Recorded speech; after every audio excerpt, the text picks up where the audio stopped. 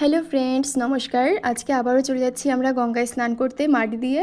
আর যেহেতু পুরোটাই আম বাগান, অনেক আম দেখতে দেখতে যাচ্ছিলাম, তোমাদের সাথেও চলো শেয়ার করছি। এখানে আমের থোকাটা দেখো কত সুন্দর লাগছে। আর এই বাগানে তো সবগুলো আমের ওপর এরকম লাল কাগজ দিয়ে ঢেকে রেখেছে। কেন রেখেছে আমি মেন কারণটা জানি না, হয়তো পোকামাকড়ের হাত থেকে বাঁচানোর জন্যই। দেন এখানে দেখো এই আমটা পুরো ঘাসের সাথে মিশে ছিল, আর আমটা গাছ পাকা ছিল। আমার তো দেখেই খুব ছিঁড়তে ইচ্ছে করছিল, বাট লোকের বাগান বুঝতেই পারছো, তাড়িয়ে ফাড়িয়ে দিতে পারে।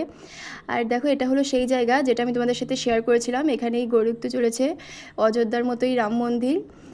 সেটা তোমাদের সাথে অবশ্যই শেয়ার করবো সেই সব ভিডিও। দেখো দেন কথা বলতে বলতে চলে আসলাম আমরা গঙ্গার ঘাটে। আর এখানে এসে তো মনটা পুরো ফুরফুরে হয়ে গিয়েছিল। আর বোন তো এসে সাথে সাথে নেমে বদমাইশি করা শুরু করে দেয়, সবার গায়ে জল দেওয়া শুরু করে দেয়। দেন একে একে আমার মা বাবা সবাই নেমে পড়ে। আর এখানে বাবা নামার পর কি কাণ্ড করছে তোমরাই দেখো। গায়ের মধ্যে বালি দিয়ে মেখে স্নান করছে, আর বলছে এটা নাকি সাবানের থেকেও ভালো কাজ করে। তোমরা কে কীরকম করো অবশ্যই জানিও।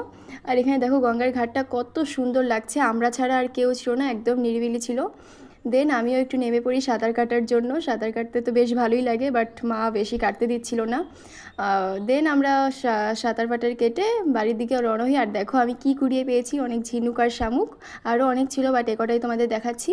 দেন গঙ্গাকে টাটা করে বাড়ির দিকে রওনা হয়ে যায়। একটা আমও কুড়িয়ে পাই, কেমন লাগলো জানিও।